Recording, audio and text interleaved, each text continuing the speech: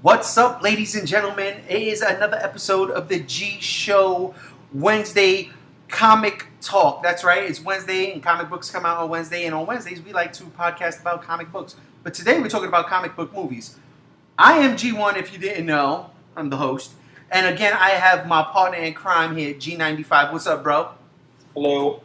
Yes, sir. So, look, what we're going to talk about today, it's what it is. We're going to talk about Captain America Civil War, the box office, and where it stands. And we're also going to talk about the previews of X-Men Age of Apocalypse that people have seen and what they've been saying about it. That movie comes out next Friday, if I'm not mistaken. Yes, it's next Friday. We're going to talk about all that. But let's get right down into the nitty-gritty. So, last week, Captain America Civil War, much to my dismay, and I won't say dismay because it made a shit ton of money, but it opened up to $180-something million opening weekend. And that is a great number. It's humongous. I mean, we wish we just have $1 million. This movie in a weekend made $180-something million. Now, I thought this movie was going to break $200 million easy. And unfortunately, it didn't. That's why I say to my dismay. Because the movie is great. It is absolutely phenomenal. And honestly, people should go out to the theaters and experience it, whether it be in IMAX or 3D or just a regular show like I did. But $180-something million for this movie to open up, it kind of brings me to this question. I'm going to ask you, G95, what's your take on it? Do you think because Batman vs. Superman wasn't so well received that this might have had a negative effect to the casual movie-going audience to go see Captain America Civil War? I don't think so, because I think the most casual person still knows the difference between Marvel and DC. Okay. Like, everybody's seen at least one Marvel movie, unless you really fucking hate superheroes. And even then, you've probably seen bits and pieces of at least one of the Marvel Studios movies. And I think people see that logo, see that those characters from all these previous movies, these, what is it now, like 14 or 15 movies that they have in the can now? Yeah, about. They know these faces, they know this now very famous and popular logo. I mean, as if it hasn't been popular for like the past 50 years. They know what they're getting in for that. Batman v Superman, as hyped as it was, it still more or less kind of came out of nowhere. So to maybe a casual movie fan. We, the geeks, the nerds, have been waiting for this since that Comic-Con announcement fucking like 2 years ago. Right. But so I think even the most casual person still knows the difference. They still see, oh, this is a Marvel movie. We know more or less what we're getting. We're paying to see. Whereas Batman v Superman is very obviously a very dark movie. Yes, it sure is. See, I'm of the belief that I think it did hurt it a bit. I think because of the bad word of mouth, it kind of already turned people off. Because regardless of the bad word of mouth, it's Batman and Superman on screen for the first time. We've seen Captain America and Iron Man on screen now twice in both Avengers movies. So Batman v Superman, that's a first. Let's see what they're gonna do, because the Nolan movies they were successful. Man of Steel, I personally love that movie. It made its money, and from that, they're stemming their DC Extended Universe. But when people go to see this, this is the way I feel personally. It was like, well, regardless of the word of mouth, because Batman v Superman kind of made some decent money. Captain America made more money in its opening weekend than Batman v Superman did. But that's because Batman v Superman made all its money Thursday and Friday, and then Saturday and Sunday it started to plummet because the word of mouth was killing it. And as fans, you don't go for those repeat viewings, because when you have one of those big tentpole movies like that and you're a giant fan and you go see it for the first time and let's say you love it, you absolutely love it, if you can, you're going back to see it that weekend. You're gonna go back. You're gonna do another viewing where wherever you could get it, because of course movies like this, the showtimes are sold out. That's why you have multiple theaters, multiple screenings in one theater, always showing these things. But I think because Batman v Superman was kind of a letdown, it made people who are not into it like we are say, well, you know what? Because again, I said this before. A friend of mine who is a geek, he doesn't pay attention to trailers. He wants to go into a movie. All right, this movie's coming out. I know the people in it. I want to go see it. But he had no idea Spider-Man was in this movie. None. He knew Captain America. He knew Iron Man. He knew, the gist of it. But after Batman v Superman, he was kind of like, yeah, I don't know. I really don't want to see it. Batman v Superman left a bad taste in my mouth. And I said, and that's a geek. That's one of us. He bleeds, but we bleed. We're all in that same boat. And I was kind of like, dude, I was shaking. Wake up! What? Smacking my face. What's wrong with you? You gotta go see this movie. But I feel like with that box office number, a lot of people didn't come out to see it, and it might have been. I'm not saying superhero fatigue, because if it was superhero fatigue, Deadpool would have done $700 million in the United States. That's crazy. So yeah, it's fucking crazy. This past weekend, it brought in like 73 million dollars here in the States. So that was a big drop off. It's like, according to Collider here, 59% drop off. But globally, this movie's about to break $1 billion. It's at $940 million in one full week. It's like, what? That's crazy. So, Batman v Superman, they're about to pull that from theaters, I'll believe, by next week, because the Blu-ray's coming soon. But Batman v Superman, I think, is not even at 900, or it has just made 900, and it's been out since March. Excuse me, we're in May right now. It's been out since March, so it's like, fuck, dude, really, this sucks. So yeah, that's just my take on it. Other than that, man, I fucking love Captain America: Civil War. I want to see it again, again, and again. I want to see it at least 3 more times in the theater. But there's a movie coming out real soon, next week, next Friday, called X-Men Apocalypse. And X-Men Apocalypse has been screened, it's been reviewed, and it's been getting a lot of mixed reviews. But before we get into that, G95, man, what do you think about X-Men Apocalypse? So is it on your radar? Are you interested? Very mildly no interest whatsoever. I'm mildly interested is, I guess the term. I want to see this. I don't know. It's not a movie. I like to go see it on opening night just because that's when I normally go see movies. But it's not a movie I'm super hyped for. It's like, oh yeah, that's coming out. It'll be all right. It's okay. X-Men has never been my favorite franchise.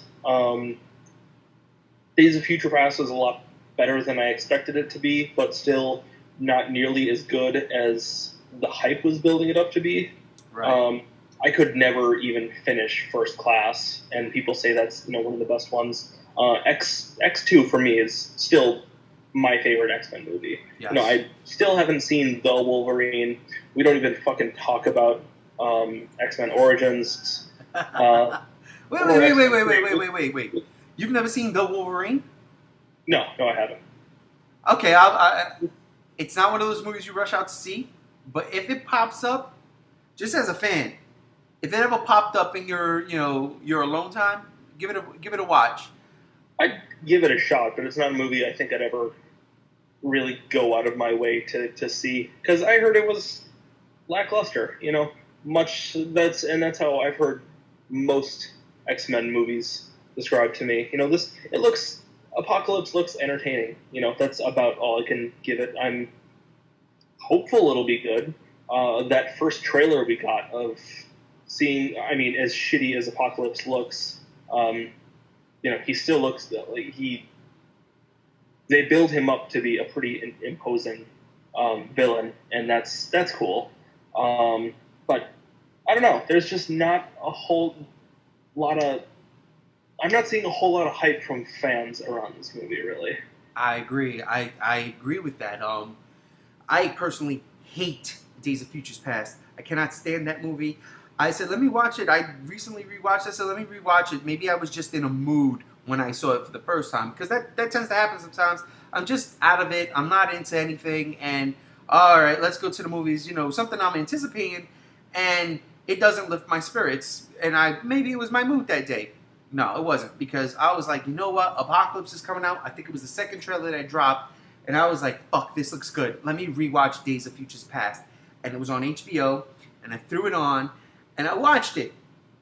And I fucking hated it even more. I was like, yeah, screw this movie. I can't stand it. It wasn't my damn thing. Again, I might have said this before, and I'm going to say it again, and it's the unpopular opinion, and I don't care. I like X3 better than I like Days of Futures Past. That's just me. But First Class, I saw it one time. I had no interest in seeing that movie when it came out. None. So I didn't see it in the theater. I watched it when it came on HBO. And I remember being like, okay, like, it's not X2. Like you said, X2 is that's the end all. But I was like, all right, it wasn't bad. It didn't, I really wanted to see the other characters and stuff, but I get it. I was kind of like disappointed, like Cyclops should have been here instead of Havoc, but all right, it's a different thing. I took it for what it was. But Days of Futures Past, no, I hated that movie. Even when they did show, spoiler alert, Cyclops and Jean Grey, and I think Halle Berry might have been there at the end, but yeah, too little, too late in that aspect. But Apocalypse is my favorite X-Men villain. So I was kind of, I was like, oh shit, they're doing Apocalypse? This should be fucking good. And again, the early views of Apocalypse, the Comic-Con trailer, very negative, very Ivan News, very Power Rangers, and it's what it is. I think Fox went and took that feedback and did the blue tint and gave him the little like jaw lines that kind of defines the character. But this movie's been seen now, and the reviews are out, and I've watched a couple of them, and I don't believe two of them. I'll be honest with you. Watching like two of these reviewers that I pay attention to, they're diehard comic book fans, and I honestly didn't believe their review, because even when I'm watching it, it didn't feel genuine. I think they liked it a lot less than what they were saying they did, and I'm not saying anybody got paid off by anybody to say anything. I'm just thinking they were trying to be nice. But other reviews I've seen, they were like, this movie starts off great and then just gets flushed down the toilet. And I'm like, wow, shit. And they gave a lot of reasons why. They were saying certain things. I'm not going to go into any spoilers because I didn't see the review and I don't want to say what they said, but apparently a couple of prominent features in these trailers last only a minute. So I'm like, wow, that's fucked up, I want to see this movie because of what the trailer is selling me. I don't want to go into this movie and not get that, Why do I pay that money to see it? I'll just wait for HBO. Because I've done it for the other two. I'll just wait. Well, not Days of Futures Past. I actually went to the theaters and was very disappointed with it. But it bothers me a bit because I like Apocalypse a lot. B, even though I didn't like Days of Futures Past, I still like Bryan Singer. And again, he made X2, and X2 is phenomenal. So I'm looking forward to seeing what he does next. And C, I don't know, this is me theorizing here, but we didn't get his Dark Phoenix movie, or his Phoenix movie in general, because he left to do that crappy Superman Returns. instead of staying on to X3 and doing the fucking Phoenix Saga like he should have. So I don't know, does maybe that set this up? Or is this movie going to set up Old Man Logan? Or whatever the case may be. So yeah, I'm kind of like, I guess I feel like I like the X-Men franchise, but I'm really on the fence with this one because of these reviews. It's not like Captain America Civil War, Batman v Superman, where I try to avoid all spoilers. This one, it doesn't really matter either way, whether the reviews were great or not. I want to see the movie, but like I don't care what you have to say for it. Like, was it good? Yeah. Was it not good? Yeah. That didn't sway me. I didn't want to be disappointed hearing Civil War wasn't good or hearing Batman v Superman wasn't good. I didn't want to hear none of that. If they said X-Men wasn't good, okay, I'm not rushing out to see it anyhow. But I brought up Wolverine. Wolverine 3 got a rated R, the Old Man Logan storyline. That's very interesting. Let me ask you, do you think it got a rated R, an R rating I should say, because of Deadpool's success? Yeah. Yeah? Yep. Oh, all right. See, I can't. You know what? I do, to an extent. They even said because of the success of Deadpool, we know that we can go a harder route, and I think that's not necessarily a good idea. You don't. I think even in the wake of Deadpool, that's when we got the announcement that the Killing Joke animated movie was going to be rated R. I think that's just them trying to cash in. Like, ooh, we can be dark and edgy too. Look how dark and edgy we are. Kids under 17 can't go see this in the theaters. Ooh, I think it's kind of dumb. It's a rating, not that big of a deal. I don't really take ratings into effect. Like they don't bother me that much. I mean, what are we gonna? Obviously Deadpool had to be rated R. Right. An old man Logan storyline makes sense to be rated R, but they could do it as PG-13. Not every comic book movie or every really movie to come out now needs to be rated R to be good or to be edgy. It's a gimmick right now. It's the thing that'll make the studios more money right now. And they're kind of going on the back of the success of a previous movie, which would be Deadpool. Right, I agree with you on that because the Wolverine wasn't as successful as they wanted it to be. And there's a lot of reasons for that. I like that movie. I didn't overly enjoy it. I tried to watch it again when it came out on video or whatever. I didn't buy it, but I tried to watch it like on HBO or something, and I might have gotten halfway through. I was like, forget this movie. But to an extent, I believe it is Deadpool's. The reason they're doing it is because Deadpool was successful.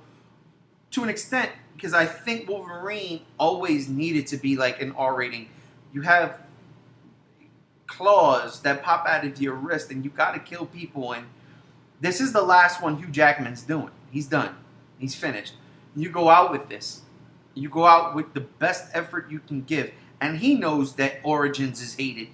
And he knows that the Wolverine isn't exactly people's cup of tea. And that might have been like the studio interfering because you had the scene with... You didn't see the movie, obviously. But there's a scene when he's supposed to fight these ninjas that just like vanished. They were there and then it was over. And it was like, where the fuck is the giant ninja fight? That's what I'm here for. I want to see Wolverine fighting a bunch of ninjas. Like, I want to see that. I heard it's on the director's cut. I haven't seen that. So, but this Old Man Logan storyline, which is crazy because if anybody's read the Old Man Logan story in the comics, that deals with the Marvel Universe, not the X-Men universe. So I'm interested in seeing how they incorporate that because the big bad in the comic book is the Incredible Hulk. It's Bruce Banner. He is the bad guy in the book. He is the one Wolverine eventually has to take care of in the book, and it's visceral as shit. And it's not just Bruce Banner as the Hulk. It's a Hulk clan. It's like the Hulk's children and grandchildren. They all inbred. It's crazy. The story's crazy. You ever read that story, by the way? Um, not all. I don't think I ever got to finish it. Dude, listen, man. I'm gonna hook you up at the end of this podcast. I'm gonna before we sign. I'm gonna hook you up because you have to read this. I know. I've wanted to. It's brilliant. I'm telling you right now. Mark Millar knocked that story out of the park, and I believe it's Steve McNeven's art. It is phenomenal. But again, the Hulk is the big bad of this story. Wolverine is riding with Hawkeye. He's going across country with Hawkeye. And it's an age story. It's called Old Man Logan, so everybody's older. And it's nuts. You find out what happened to where's all the superheroes? What happened? And such a completely different landscape. I can't wait to see how they try to do that for the movie and just use the X universe.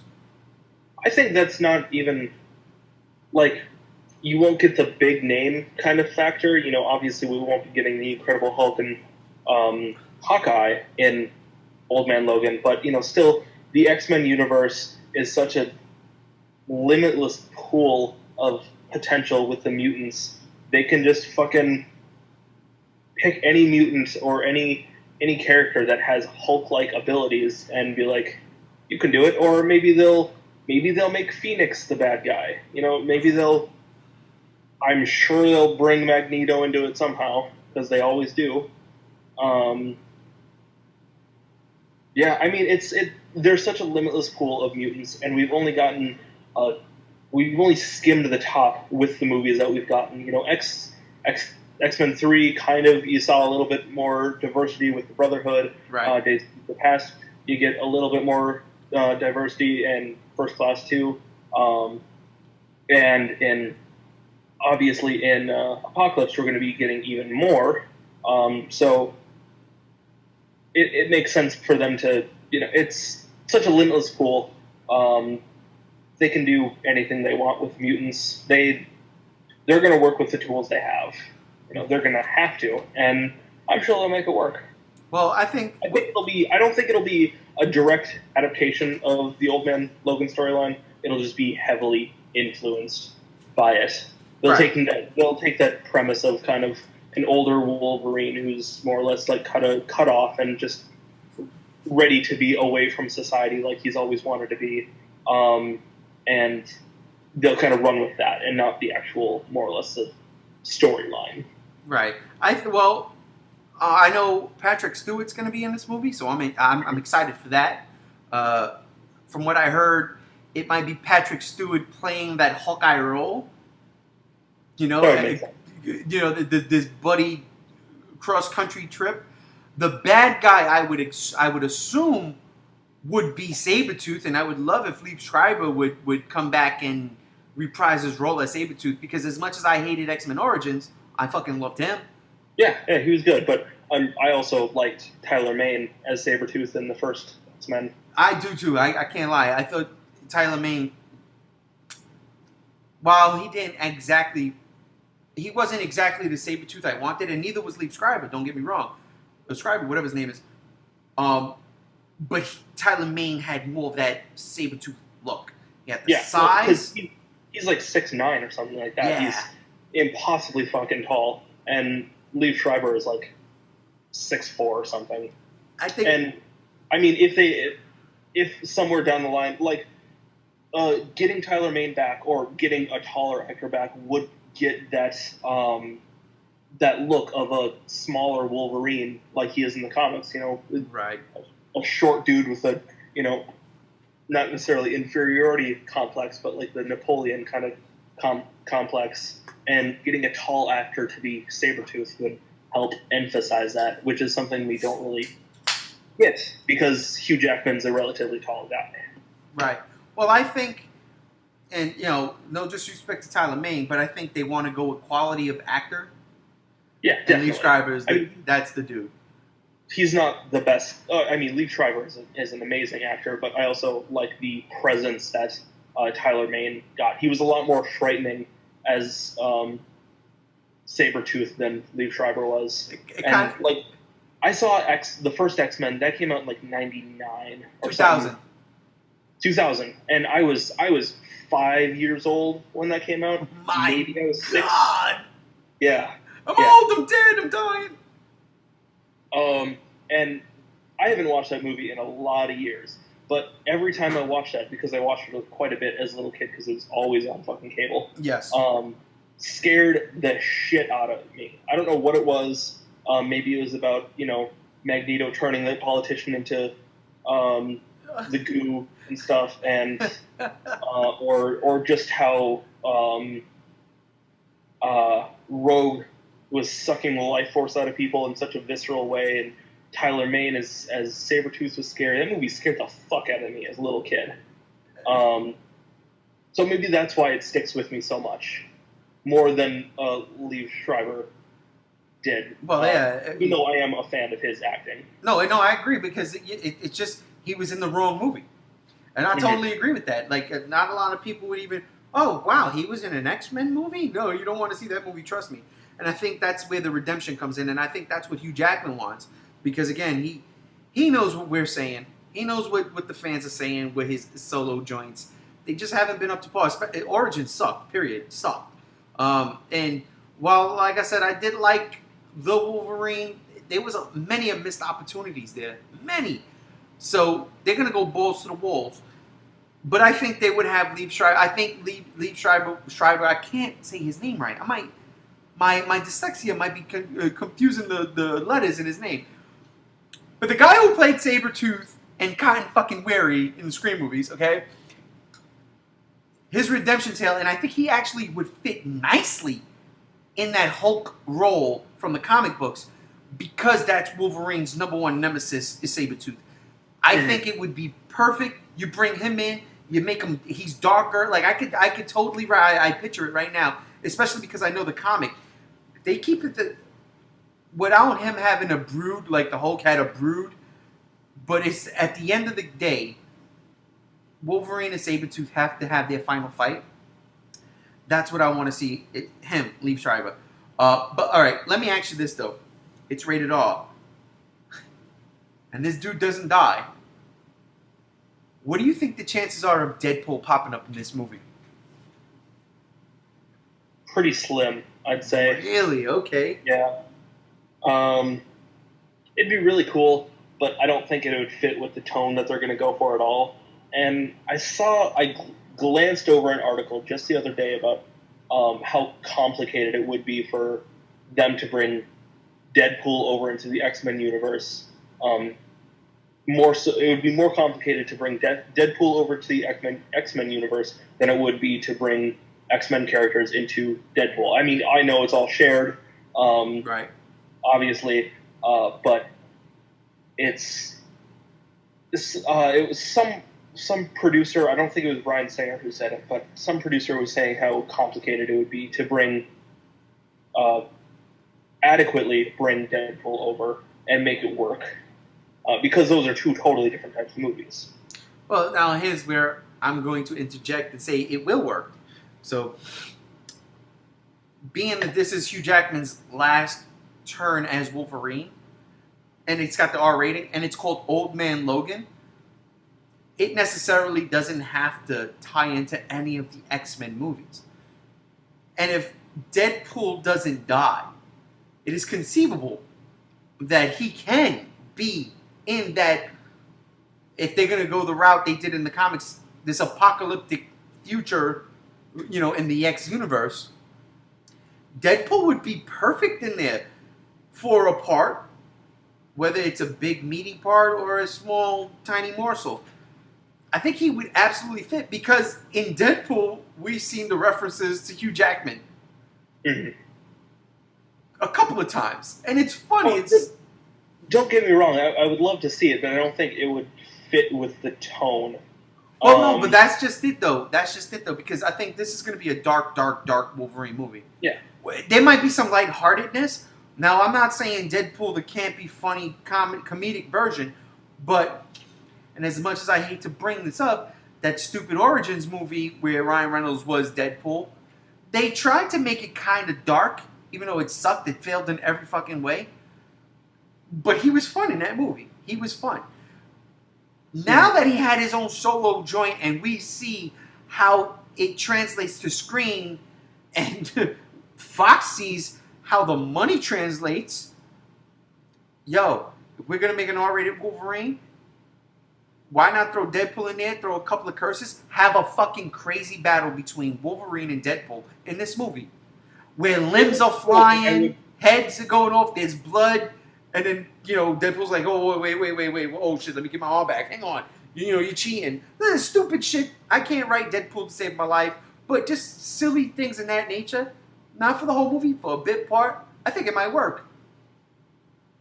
It would be cool, but I would hate to see the whoring out of Deadpool. I mean, the movie made a shit ton of money, and I'm sure Ryan Reynolds is anxious to do to play the character as much as he possibly can. But I mean, I would hate for Deadpool to become the new Wolverine, which I'm sure he inevitably will be. Right. For them to fucking put him in goddamn everything just because they can to sell more tickets. Well, here's what I think, and this is just a thought, a theory, and a speculation. I think Fox is going to try to keep their universes separate. I mean, yes, because you're going to have Deadpool 2 and Cable's going to be in there. We have to get an X-Force movie. Okay, now I was reading X-Force. I was in junior high school, if I'm not mistaken, when X-Force came out, and I was buying them. I mean, I have like the first 35 issues of X-Force. I was going every month picking them up after school. I think they want to keep that separate from the X-Men, but then eventually bring it together to have a Civil War type movie. Because they're going to look at what Marvel's doing. They're going to see what Marvel's doing. Oh, look, they're going to put all their eggs in one basket. We can do that. I don't think, though, by doing that has any influence on what that Old Man Logan Wolverine movie is going to be. So, I feel what you're saying. I really do. I don't want Deadpool to be the next Wolverine either. But I do see the potential of having him in that last Hugh Jackman Wolverine movie. Mm-hmm. I do see the potential in that. Because I don't think he's going to pop up in an X-Men movie. He's going to have his Deadpool. He's going to have X-Force. And then whenever Fox decides to bring it all together, then we'll see that. Because, I don't know.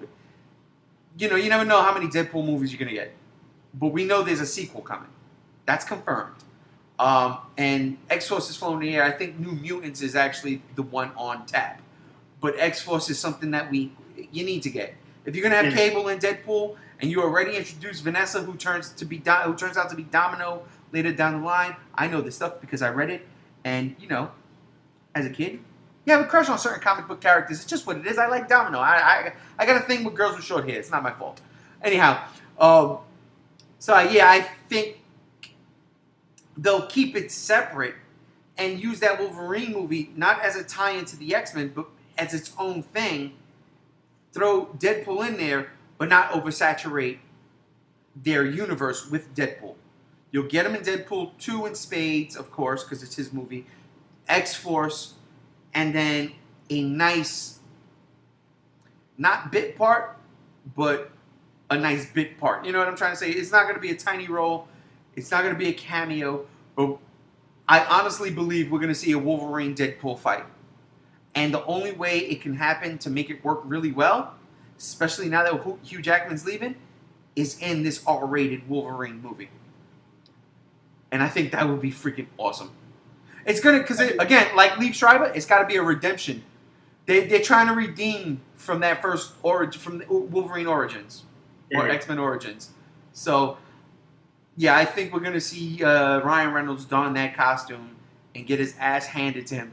Maybe quite literally, Wolverine cuts his fucking gluteus maximus off and hands it to Deadpool. And it might be, but it's, you know what? It's his last movie. It's like, fuck it, let's throw everything in the kitchen sink with Deadpool's ass in it at the people. Because listen, if that was to happen, I think I would fucking probably stand up and applaud. Like, fuck, it's not taking me out of the movie. That was funny. And that's the end of Deadpool. We get to see Deadpool the end in the last Wolverine movie, in the last Hugh Jackman Wolverine. So, I don't know. That's just me going that way. It'd be interesting. I mean, I don't not want Deadpool to show up in Old Man Logan, but I guess I don't feel it's necessary. Gotcha. All right, so while we were on the talk of X-Men, let me ask you. We discussed the Avengers. I mean, not Avengers. Civil War. We discussed the numbers. It, like I said before, it dropped. I'm gonna tell you right now, 59% from the opening weekend, which was last weekend, to this weekend. Being X-Men is coming out, and the reviews are what they are. Do you think X-Men is going to be the #1 draw at the box office next Friday? Or do you think Civil War might still have the legs to stay at #1? I don't know.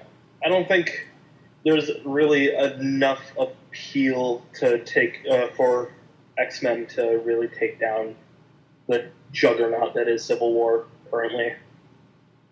Okay, so in your opinion, what do you think it might open up as? Like, as far as money-wise, opening weekend, what do you think it might do?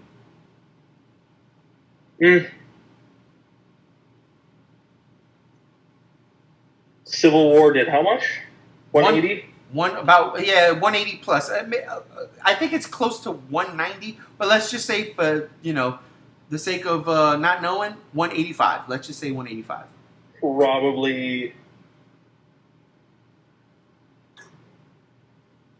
130, maybe. Wow, that's a big number too. That's huge. I don't know. That's just me I don't really pay attention to the box office numbers so much. That's just my guesstimation. Nah, hey, I'm a lot lower than that, significantly. I think it's going to make some really good money, but I think it might tap out at anywhere between 80 and 90. That's where I'm going to say 80 and 90 million, and I think it might be it might beat Civil War, because if Civil War is at 70 something this weekend, this past weekend, we still have this weekend coming, and then X-Men. I think by the time X-Men rolls around, Civil War might be looking at $55 to $63 million weekend, and that's fucking crazy, considering it might be in its like fourth week. Yeah, but I think X-Men might beat it between 80 and 90, or maybe I might even go lower. Let me go lower. I'm gonna say 78 to 88 $million for X-Men Apocalypse. That seems fair. Yeah, I think that, because I know it's shit. Days of Futures Past, it beat Godzilla. And Godzilla came out the week before Days of Futures Past did, and I was like, "Come on, people! If y'all, G fans, come on, just go." I can't lie, man. I was advocating. I was like, "Go see Godzilla again 5 times. If you want to see X-Men, buy a ticket to Godzilla and sneak in." I was doing that. I did it. I did it.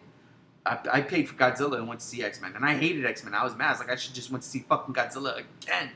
But yeah. So, and look, I love Godzilla, but it's not the behemoth that these Marvel movies are, and Civil War is just that good. But I think 3-4 weeks in, yeah, I think X-Men might take the crown that week. I definitely do that weekend, I should say. But then I don't think it's going to last that long, because I think it's going to be there, and then I think, if I'm not mistaken, the following week, let me just check my calendar real quick. I think it's Turtles. Yes! And it's over right then and there. X-Men, your days are numbered. Your days are fucking numbered, because I don't care what anybody says. I don't give a shit. That Ninja Turtles movie looks like a fucking riot. I cannot personally wait, because I grew up with that 80s cartoon show. That cartoon, like I said before, zapped me, had me. I love it, and that's what these movies are. It is a throwback to that. I don't give a shit if it's not serious. I don't care how goofy it is. You go watch those old Turtle movies. They are, not movies, I'm sorry, those old Turtle cartoons. They are goofy. They are fun. They got the greatest theme song. It might have the greatest theme song of a fucking cartoon ever. So, yeah, goodbye, X-Men. You're going to take Civil War out, and then you're gonna run up against the Ninja Turtles, and I can't wait because I'm going to see that shit opening day, Thursday. Yeah. Give me Me my too. give me my day off. I'm going to see Ninja Turtles. I'm hoping to actually see that shit early. I can't lie, but we'll see how that works out. That's just me. I tried with the first one, and unfortunately, I didn't get in. I was like 6 or 7 people back, and then that was the cutoff. The theater was full. I was like, shit. I was so upset. And my daughter was more upset too. She was, well, I thought we were going to see the Ninja Turtles. All right, we can't. We'll go when it comes out on Friday. Sorry. So, but yeah, listen, man. Oh, we did it again. You know what I mean? As always. Yeah. So that's it for today's comic talk. I think this is issue 3, if I'm not mistaken. We are on issue 3. I want to thank G95 for again hanging out with me. Thank you, brother. Of course. And I am G1, and I am here to say, listen, man, you like comic books? Go to your local comic book store and buy some goddamn books because they are awesome, period. All right? That's it for this week. We'll see y'all next week. Don't forget to like, subscribe, and share. And if you got anything to say as far as if Civil War is going to be X-Men that weekend, let us know in the comment section below. All right, y'all. Peace.